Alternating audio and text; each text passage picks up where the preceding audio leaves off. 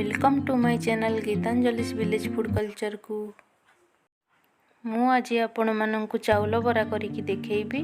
ताहेले चलंतु देखि नबा चाउल बरा रेसिपी। मु नेछि एठी गुटे कप बिरी डाली। एबे मु एहाकु 5 घंटा पर्यंत बतुराई दउछि। एबे मु सेही कप रे नेछि 4 कप उषुना चाउल। एबे मु एई चाउल को मध्य 5 घंटा पर्यंत बतुराई दउछि।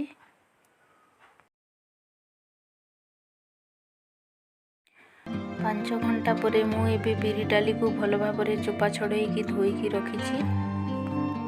एबे मु उषुना चाउल को मध्य भल भाबरे धोई की रखिछि। एबे आमे चाउल आ बिरी को अलगा अलगा जगह रे ग्राइंडिंग करी की रखिबा।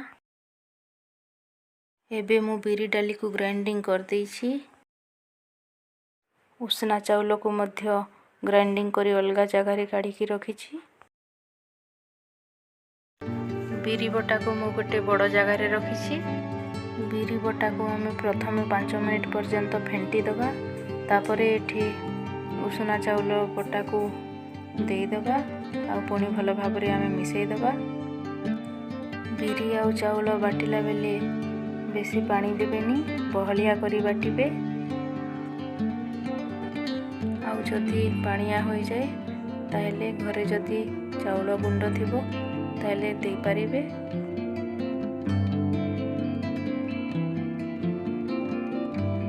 बिरी बटा एबे 5 मिनिट फेंटी होई गलानी। एबे आमे एथिरे चाउल बटा पकई देबा आ भल भाबरे फेंटी देबा।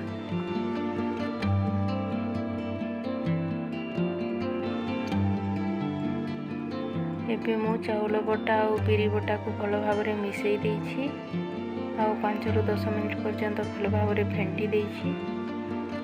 देखंतु एतिके ही बहलिया रखिबे, बेसी पानिया करिबेनी। एबे आमे यहाकू 3 ରୁ 4 घंटा पर्यंत घोड़ेई की रखिबा।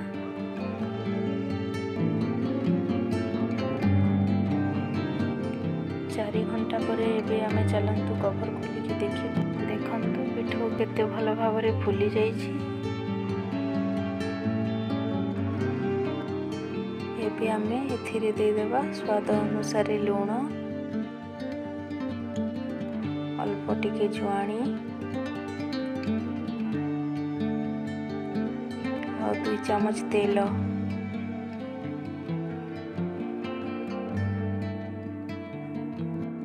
एबे यहाको भल भाबरे मिक्स कर देबा। एथिरे दे देबा अल्प टिके बेकिंग सोडा। सोडा ऊपर गोटे चम्मच पानी दे देबा। एबे यहाको भल भाबरे आमे मिसई देबा। एबे पिठो रेडी हो गलानी। एबे आमे यहाको छाणी नबा। चाउल बरा छाणीबा पई एबे आमे तेल गरम करि नबा।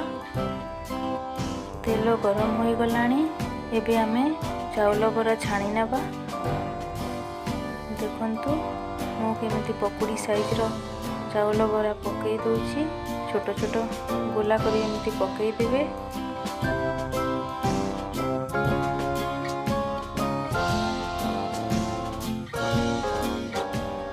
देखंतु आपण मध्य एई साइज रो एमिति चाउल बरा करिवे और जेतिकी आवश्यक मु सेतिकी एठी पकई नउछि।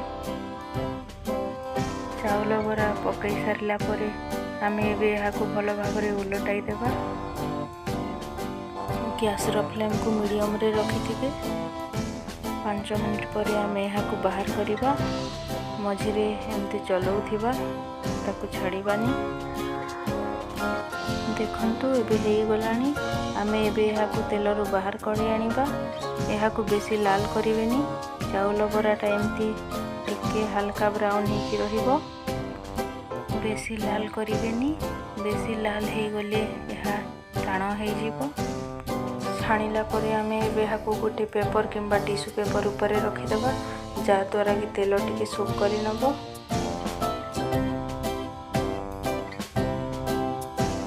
देखंतु एबे मु सब बरा जाक छाणी नेछि। एबे चाउल बरा खाइबा पई रेडी हे जाइछि। ଏବେ ଆମେ ଏହାକୁ ଯେକୌଣସି ଚଟଣି ସାଙ୍ଗରେ ଖାଇପାରିବା। ଯଦି ଆପଣମାନଙ୍କୁ ମୋର ଚାଉଳ ବରା ରେସିପି ଭଲ ଲାଗିଥାଏ ତାହେଲେ ଲାଇକ୍ କରିଦିଅନ୍ତୁ। ଆଉ ଯେଉଁମାନେ ଆଜି ମୋ ଚ୍ୟାନେଲକୁ ନୂଆ ଦେଖୁଛନ୍ତି ସେମାନେ ସବସ୍କ୍ରାଇବ୍ କରିଦିଅନ୍ତୁ। ଥ୍ୟାଙ୍କ